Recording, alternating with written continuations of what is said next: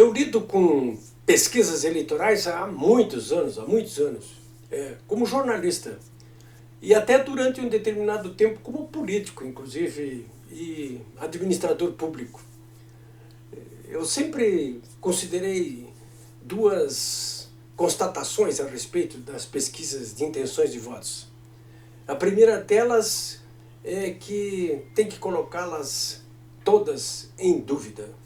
E segundo, que quando a pesquisa for considerada confiável, a gente tem que também ter a noção de que ela retrata um momento, é uma foto daquele momento.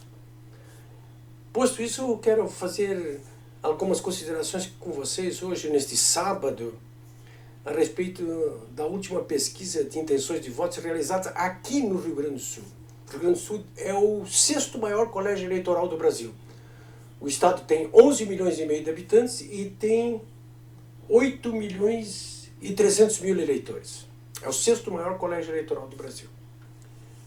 Bom, essa semana o Instituto Paraná Pesquisas publicou uma pesquisa de intenções de votos para presidente da República, para governador aqui do Rio Grande do Sul e para senador. Eu já vou falar com vocês sobre isso. Eu publiquei ontem, inclusive, os resultados dessa pesquisa de intenções de votos. Até fiquei meio surpreso com alguns números, até é por isso que eu estou querendo comentar isso com vocês aqui neste sábado de tarde. Estou falando com vocês aqui 1h da tarde. Sol forte aqui em Porto Alegre. A previsão não era essa, não, de sol. O tempo é bastante instável aqui.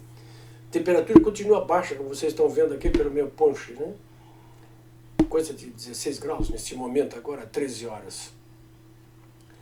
Mas enfim, e vamos à pesquisa, né? Aliás, a respeito da pesquisa, eu quero fazer uma colocação aí do que disse ontem à noite no programa Pingo nos Is, o jornalista Augusto Nunes, o corajoso, valente, destemido jornalista Augusto Nunes. Estou impressionado com o Augusto Nunes.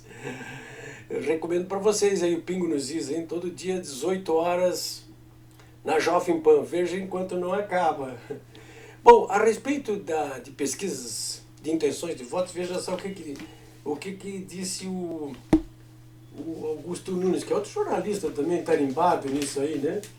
Ele estava falando sobre as pesquisas de intenções de votos da Datafolha, que pertence ao grupo UOL, que é da Folha de São Paulo, né? Esse pessoal está sempre em linha de divergência fantástica com o governo Bolsonaro, né? Então ele estava lembrando aí pesquisa de intenções de votos às vésperas da eleição presidencial, 3 anos atrás praticamente, né? Então um pouquinho antes da eleição, diz o Augusto Nunes, no dia 28 de setembro, uma pesquisa divulgada às vésperas do primeiro turno anunciou que no segundo Bolsonaro seria derrotado pelo Haddad, um poste do Lula, né? Por uma diferença de 6 pontos. Ele perderia por uma diferença de 6 pontos, né? Daria 45% para o Haddad e 39% para o Bolsonaro.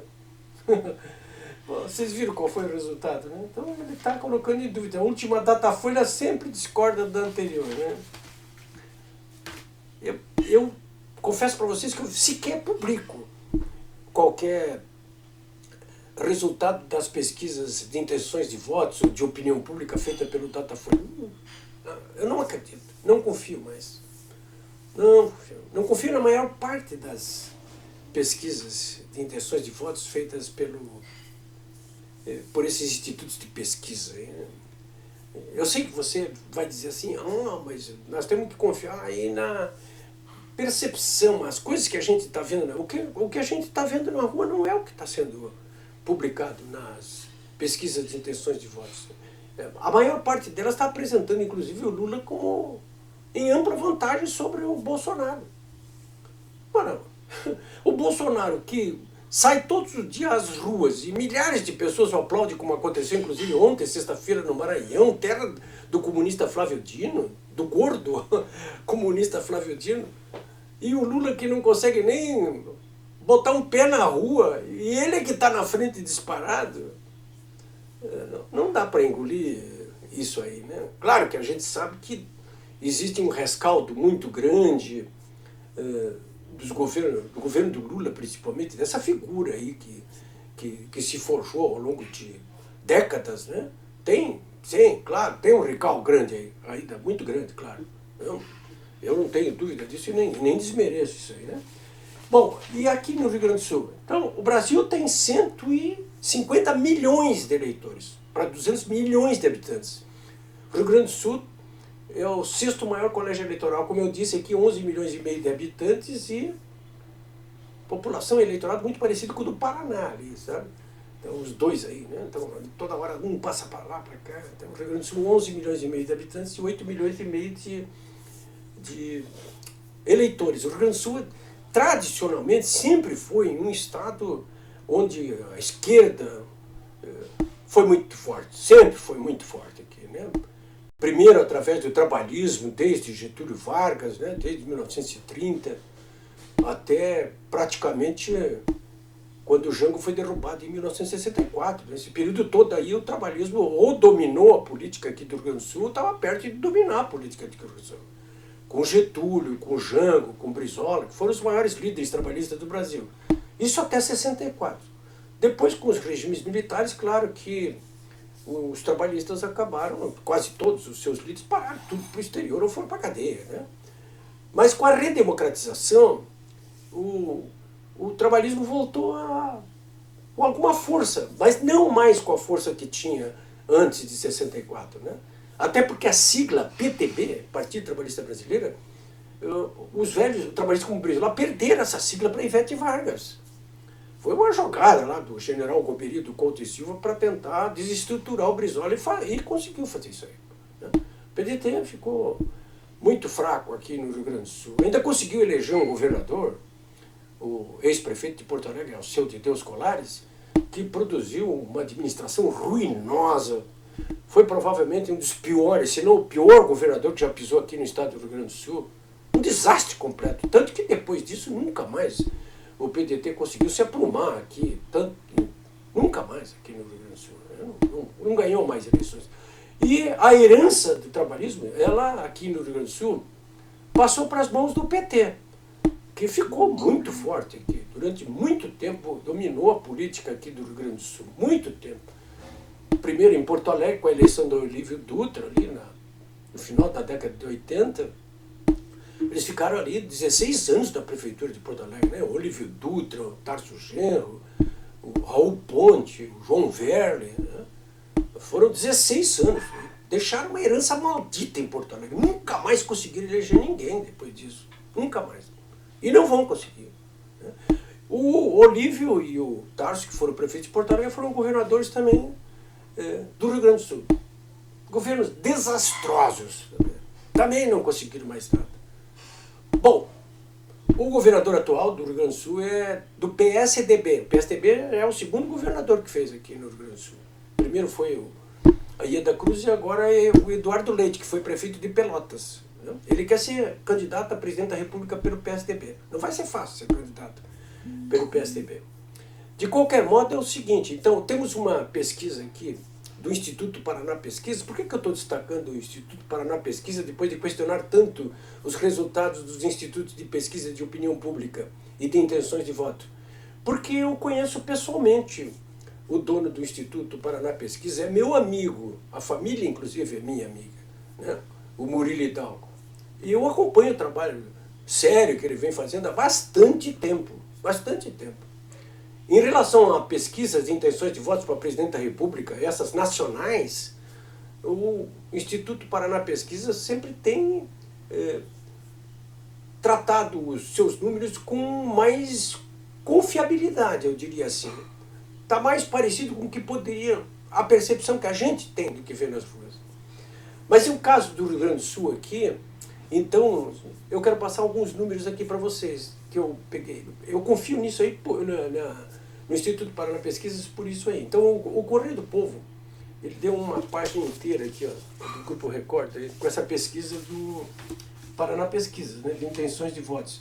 Aqui tem pelo menos dois cenários que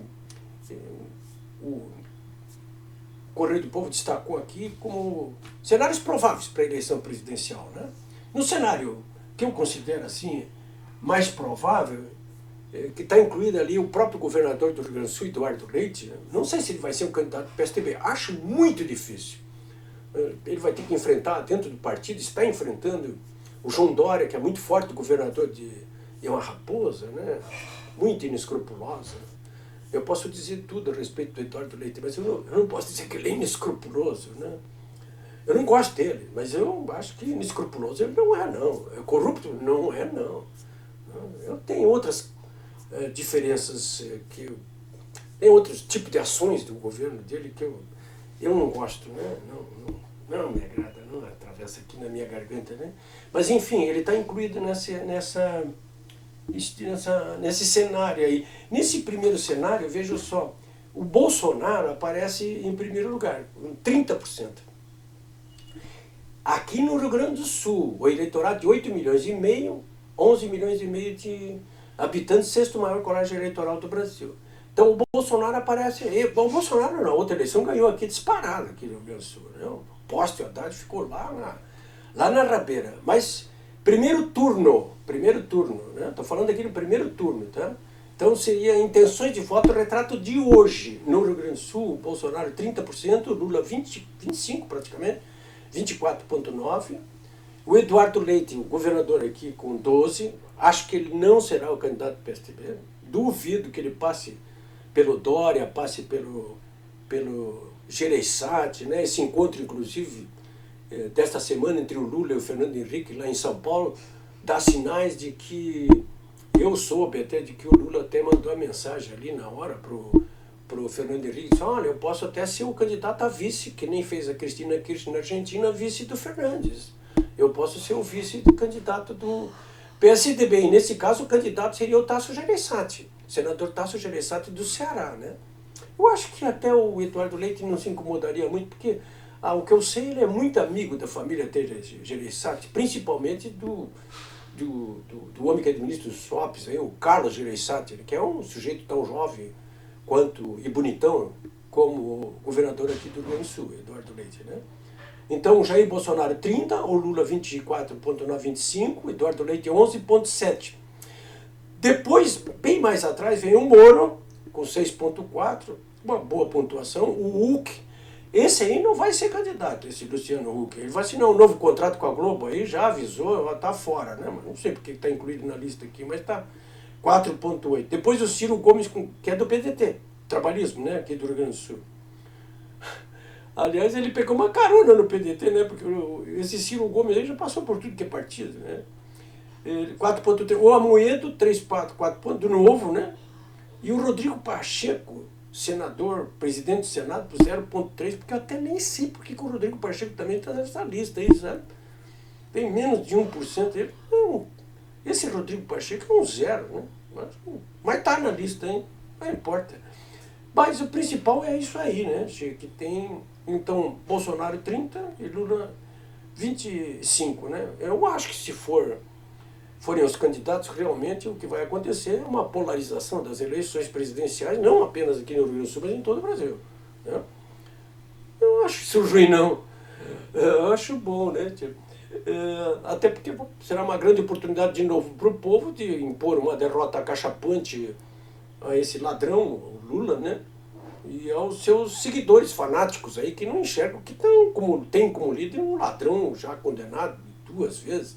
O Supremo anulou os julgamentos, né? Mas anulou os julgamentos dele lá no Paraná e as sentenças condenatórias também, e a execução das sentenças, né? Mas os processos continuam, né? Bom, então, para presidente da República é isso aí. Depois, para governador aqui do Rio Grande do Sul, eu tenho uma surpresa aqui, muito grande para mim. Confesso que é uma surpresa mesmo. Porque eu achava que o senador Heinz estaria na ponta aí, porque ele é um bolsonarista convicto, né? Do PP, o Heinz, né?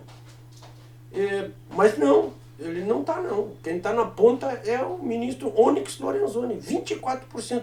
E disparado na frente, né? Nessa pesquisa de intenções de voto, num dos 2 cenários mais prováveis aí.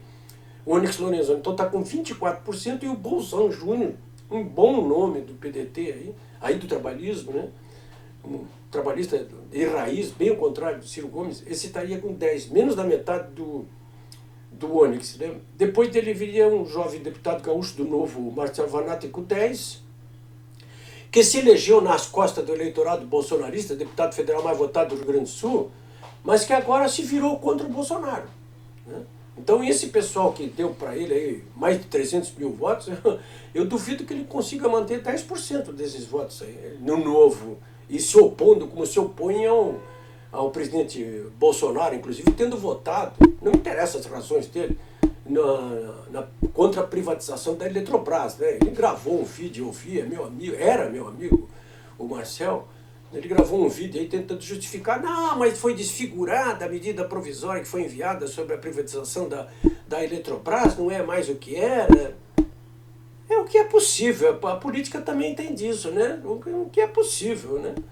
O que é possível, foi um passo. Então ele está em terceiro. Então a Onyx 24, Bolzan 10, Marcelo Vanatti 9,3, depois o Reisen com 7,3. Então, depois vem o Pedro Ruas aí do PSOL com 6, o Arnolfo Vieira do PDT, que é o vice-governador atual do PTB. Aqui está ele como PTB, ele não vai ser, ele está fora do PTB, ele foi expulso do PTB. Esse vice-governador Arnolfo Vieira aí. Está com 3,8%. Ele pode ser candidato, talvez, do PSTB, porque ele iria, teoricamente, para o PSTB, mas eu acho que nem vai ser, porque o governador Leite aqui está namorando com o PMDB, aí, o MDB, para fazer uma aliança MDB-PSTB com o Alceu Moreira na cabeça, e o outro nome, né? Que, aliás, o Alceu Moreira está com 2,6 em último lugar aqui na Rabeira, depois do Matheus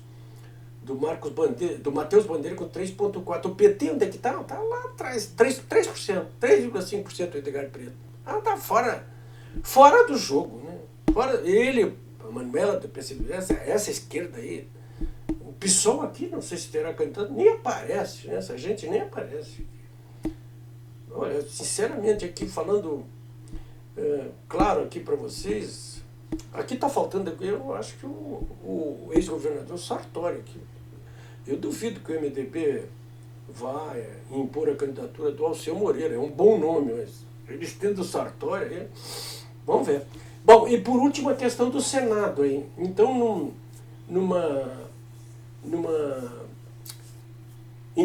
a estimular das intenções de votos aí, num cenário aparece em primeiro lugar disparada a ex-senadora Ana Amélia, com 17%, e o Onyx em 13%. Né? Duvido que o Onyx não vá ser candidato a governador. Aí, nesse caso, ficaria a Ana Amélia aí com 17,2% disparado na frente, o Mourão com 9,3% em segundo lugar. Olha, o Mourão está muito bem colocado para o Senado aqui. Eu acho que ele pode, inclusive, vir a ser candidato ao Senado, representando as forças do Bolsonaro aqui no Rio Grande do Sul. É o único nome forte aqui. O atual senador, o Lazier Martins, está bem lá atrás, com 7,8%. Né? Bom, se o governador Eduardo Leite não for candidato a presidente, eu acho que não vai ser, nem a vice, eu acho que não vai ser, eu estou convencido de que o caminho dele será uma candidatura majoritária ao Senado. Nesse caso aí sim, ele lideraria com 19% e a Ana Amélia em segundo com 15%. Depois aparece o Onyx novamente ali com 12% e o Hamilton Mourão com 8,5%. Bom, vocês podem fazer a análise que vocês quiserem também a respeito desse cenário eleitoral aqui no Rio Grande do Sul. Tem bastante tempo, ainda tem bastante tempo aqui pela frente, mas eu quis dar esse quadro aqui para vocês, para que nesse final de semana vocês discutam aí no meio da família com vocês aí o que realmente está acontecendo nesse processo eleitoral aqui do Rio Grande do Sul. Que eu acho, na minha avaliação, muito positivo para as forças políticas e sociais que apoiam o governo Bolsonaro. Porque se vocês forem somar os nomes que aparecem como candidatos mais disputados, com nomes mais em evidência para presidente, para governador e para senador, vocês vão encontrar ali, se vocês somarem, vão encontrar ali que há uma hegemonia das forças que apoiam o atual governo. Isso é altamente necessário que aconteça em todo o Brasil, porque o próximo presidente, sendo o Bolsonaro, ele precisa também de uma ampla maioria na Câmara dos Deputados e no Senado Federal. para que ele possa implementar finalmente todas aquelas consignas que desde 2015 nós defendemos em praça pública e que o levaram à presidência da República, né? Pela ordem ali, resumindo novamente, o restabelecimento dos princípios da moralidade e da legalidade e a retomada do desenvolvimento econômico aí baseada no ajuste fiscal e um crescimento da economia de modo sustentável para gerar emprego e renda. Eu estou convencido de que isso tudo caminhará mais sério a partir de agora, com o fim da pandemia. Eu digo até que nós estamos agora já num período de pré-pós-pandemia. O crescimento da economia brasileira, nesse momento, já prevista para esse ano, já tem gente aí, vocês podem ver no meu blog, polibiobraga.com.br, vocês vão ver ali que tem economista que já está prevendo um PIB de mais 4% pelo menos no Brasil neste momento.